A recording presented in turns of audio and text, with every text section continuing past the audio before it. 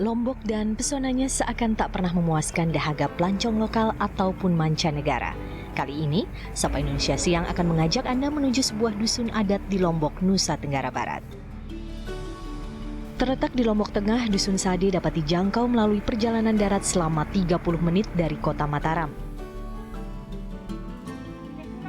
Tampak tidak berbeda seperti dusun lainnya, namun ada aktivitas unik yang biasa dilakukan warganya, yaitu mengambil kotoran sapi untuk membuat konstruksi lantai rumah menjadi lebih kuat. Pemirsa, ini adalah kotoran kerbau dan biasanya kotoran kerbau ini adalah untuk mengepel lantai rumah. Ini merupakan tradisi belulut. Menurut kepercayaan suku Sasak di Desa Sade, Provinsi Nusa Tenggara Barat ini, dengan mengepel rumah dengan menggunakan kotoran kerbau ini dapat memperkuat rumah. Karena lantai rumah di desa atau di Dusun Sade ini terbuat dari tanah liat dan juga sekam padi. Lalu ada apa saja keunikan-keunikan dari kehidupan di Dusun Sade, Provinsi Nusa Tenggara Barat? Ikuti perjalanan saya. Dihuni oleh 173 kepala keluarga, suku Sasak yang ada di Dusun Sade masih memelihara budaya warisan leluhur. Salah satunya adalah tenun. Perempuan di desa ini wajib memiliki keterampilan menenun yang diajarkan sejak dini. Di dalam budaya suku Sasak asli, selain harus menguasai teknik tenun, perempuan dilarang untuk bekerja di luar dusun. Jadi tenun dapat dijadikan sumber penghasilan bagi warga Dusun Sasak. Nah, pemirsa Sapa Indonesia Siang, setelah tadi kita melihat bagaimana tradisi belulut atau membersihkan lantai rumah dengan menggunakan kotoran kerbau, sekarang Anda melihat ada yang berbeda dengan penampilan saya? Bagaimana proses pembuatan kain tenun khas Lombok, Nusa Tenggara Barat ini? Ikuti kita, yuk! Nah, ini adalah Ina Titi. Ina Titi merupakan salah satu pengrajin kain tenun di Dusun Sade. Ibu, boleh saya coba? Boleh. Nah, yuk kita cobain bagaimana.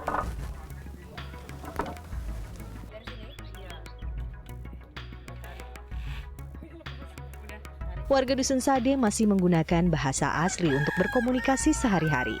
Saya beruntung bisa ditemani Mas Usman, salah satu pemandu lokal yang saya temui. Sekarang saya bersama Mas Usman. Mas Usman ini adalah pemandu wisata yang akan menjelaskan bagaimana soal pola kehidupan di warga suku Sasak Sade ini.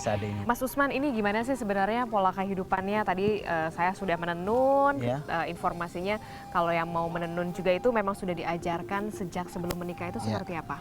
Ya, memang di sini bagi anak-anak perempuan ya, memang sebelum menikah dari umur 9 tahun, 10 tahun sudah memang mulai diajar, Mbak ya. Karena pada umumnya perempuan di sini tidak boleh cari nafkah keluar. Oh, jadi perempuan dari suku Sasak Sade ini tidak boleh keluar. Cari nafkah keluar, makanya harus bisa menenun sebelum menikah.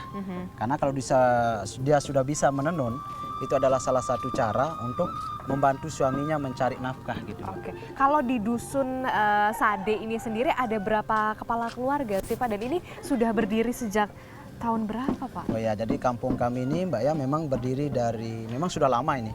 Berdiri dari tahun 1079 Masehi. 1079 Masehi. Ya, jadi dari tahun 1079 hingga sekarang adat, budaya, tradisi kami masih kami pertahankan, jadi masih sampai kental, sekarang ya. Memang inisiatif kami di sini sebagai masyarakat Sasak itu masih sangat kuat untuk menjaga dan memegang teguh gitu peninggalan leluhur nenek moyang kami dulu. Pak, kalau melihat pola kehidupan pernikahannya sendiri, berarti mereka sudah menikah, perempuan ini dari usia berapa Pak? Nah, di sini kebanyakan Mbak ya, kami di sini menikah itu sangat muda. Menikah dulu baru memikir masa depan soalnya. Jadi kalau sudah menikah baru kami memikir masa depan. Itu berarti paling muda umur berapa Pak? Umur 15. 15 Ya, tahun 15 tahun. itu sudah menikah. Ada juga dari umur 14 Mbak ya, yang perempuan sudah menikah. Tapi sebelum menikah itu harus bisa menenun. Ya, oh, jadi sebelum menikah tadi harus bisa menenun supaya bisa membantu suaminya. Dan di sini juga kain tenun yang kami punya di sini. Soalnya waktu kami nikah, jadi ada tradisi kami namanya tradisi aji krame ya. Aji krame. Itu sistem pembayaran masyarakat di sini waktu menikah, jadi pakai sistem aji krame. Oh, tadi Ya, berarti menenun itu aji krame itu aji sekitar krame mahar ya. Ya 25 lembar kain, Mbak ya. Jadi kalau mau menikah di desa atau di Suku dusun Sasak ini, suku jadi kami Sasak pakai sistem aji krame aji namanya. krame itu Yang adalah berupa kain 25 lembar, 25 kain satu tenun, buah gelang, satu buah gelang dan satu buah keris. Satu keris. Iya. Pak, ini kan ada 172 kepala keluarga. Ini berarti sudah penuh. Berarti kalau yang keluarga-keluarga baru ini harus keluar, karena tidak cukup kan?